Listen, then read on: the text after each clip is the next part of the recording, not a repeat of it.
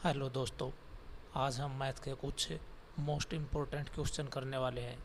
आप किसी भी परीक्षा में बैठते हैं तो इस टाइप के क्वेश्चन आपको देखने को मिलते हैं।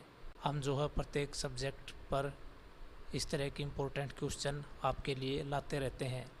आप दूसरे सब्जेक्ट के बारे में भी चैनल पर विजिट करके देख सकते हैं। वीडियो अच्छी लगे तो चैनल को सब्सक्राइब करना, साथ में वीडियो को लाइक शेयर करना। तो ज़्यादा टाइम वेस्ट न करते हुए चलिए आज का पहला क्वेश्चन देख लेते हैं। तो पहले क्वेश्चन में आपको 22 की पावर 23 दी गई है और आपसे पूछा है कि इकाई का अंक क्या होगा। तो इस तरह के क्वेश्चन को कैसे किया जाता है, जो हमें पावर दी गई है इसको हम 4 से डिवाइड करेंगे। 23 को जब हम 4 से डिवाइड करेंगे तो हमारे पास 3 शेष बचता है।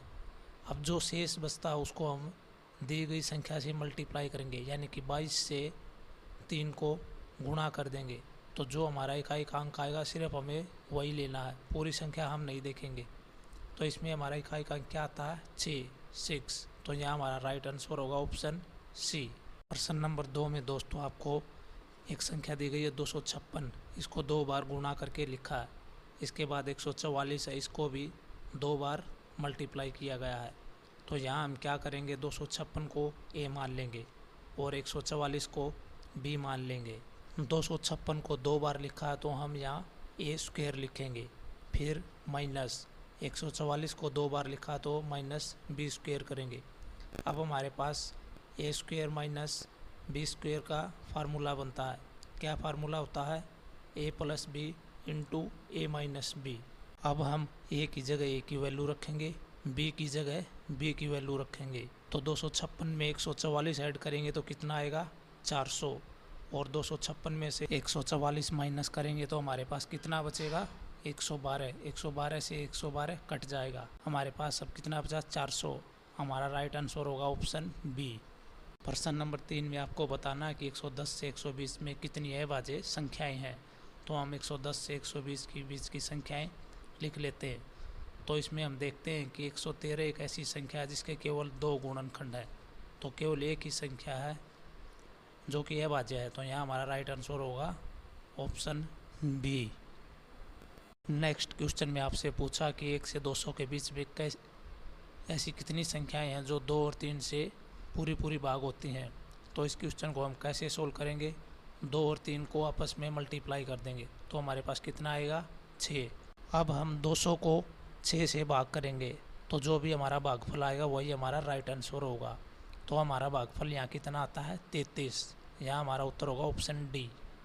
नेक्स्ट क्वेश्चन में आपको 17 की पावर 200 दी गई है और आपसे कहा कि 18 से भाग देंगे तो हमारे पास शेषफल क्या होगा। तो इस क्वेश्चन को कैसे सोल्व करना है, ये जो 17 लिखा है इसको हम क्या लिख सकते हैं, 18 माइनस 1।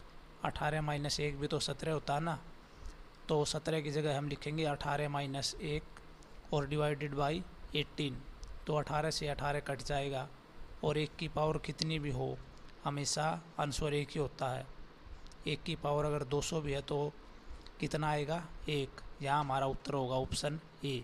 प्रश्न नंबर 6 में आपको एक संख्या दी गई है और इसमें से एक पद को मिस कर दिया है। आपको बताना है कि यहाँ क्या लिखें जिससे कि यह संख्या 11 से पूरी भाग हो जाए। तो इसको हम कैसे सोल्व करेंगे, ये जो 1 लिखा है सबसे पहले इसे लिखेंगे, इसके बाद 6 लिखेंगे, इसके बाद 9 और इसके बाद 2। इनको आपस में जोड़ देंगे, यानी कि जो संख्याएं विषम स्थान पर लिखी गई हैं इनको जोड़ देंगे। फिर जो सम स्थान पर संख्या लिखी है जैसे 5 है, 4 है, इनको जोड़ देंगे। तो विषम स्थान में से सम संख्या का जोड़ घटा देंगे। घटाने के बाद हमारे पास कितना आता है, 9। इस क्वेश्चन का हमारा यही राइट आंसर होगा। नेक्स्ट क्वेश्चन में आपसे पूछा कि 48 को किस संख्या से गुणा करें कि आपकी जो गुणा आएगी, यानी आपका जो उत्तर आएगा वो 173 और 240 के गुणा के बराबर होगा।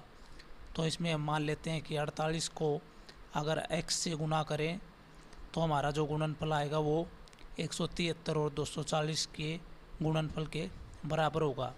तो हमारे पास कुछ इस तरह की इक्वेशन बनेगी। अब हम x को यहीं छोड़ देंगे और इस 48 को उस तरफ ले जाएंगे। यहाँ अगर गुना है तो उस साइड जाके 48 भाग होगा। अब 24 से काट देते हैं, 24 से काटेंगे तो 24 दूनी 48 और ऊपर आएगा 10।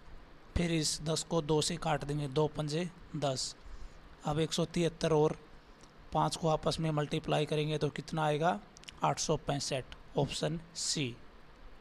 नेक्स्ट क्वेश्चन में आपको एक संख्या दी गई है और आपको बताना है कि स्टार के स्थान पर कौन सी संख्या आएगी जिससे कि ये पूरी संख्या जो है 9 से पूरी भाग हो जाए।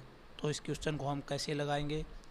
इस संख्या के ये जितने भी अंक हैं, जैसे 6, 7, 3, 5, 1, इन सब को आपस में जोड़ देंगे तो हमारे पास कितना जोड़ आएगा? 22, 22। अब हम देखेंगे कि 22 के नज़दीक ऐसी कौन सी संख्या है जो 9 से पूरा भाग हो। तो हम देखते हैं कि 22 के नज़दीक ऐसी संख्या है 27। तो 22 में अगर 5 जोड़ देते हैं तो 27 होता है और 27 9 से पूरा भाग होता है। तो यहाँ हमारा राइट आंसर होगा ऑप्शन सी। इस क्वेश्चन में आपको बताना है कि y के स्थान पर कौन सी संख्या लिखें जिससे कि दी गई संख्या 11 से पूरी भाग हो जाए। तो हम इसको कैसे सोल्व करेंगे? सबसे पहले हम 1 लिखेंगे, फिर 3, उसके बाद 6, इन तीनों को आपस में जोड़ देंगे तो हमारे पास कितना जोड़ आएगा? 10।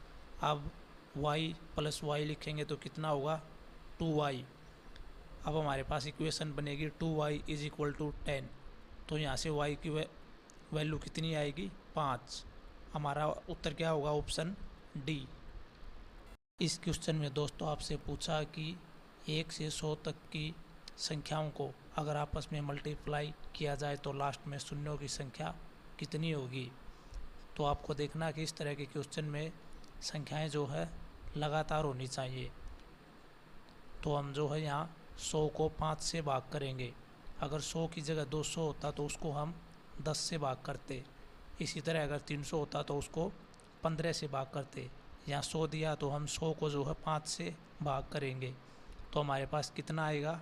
20। अब इस 20 को जो है फिर से हम 5 से भाग करेंगे तो हमारे पास कितना आएगा? 4। ये क्या है? भागफल। हमें यहाँ भागफल को लिखना है और तब तक भाग करते रहेंगे जब तक भागफल 5 से छोटा न आ जाए। तो 4 जो है 5 से छोटी संख्या है। अब इससे ज़्यादा हम भाग नहीं कर सकते।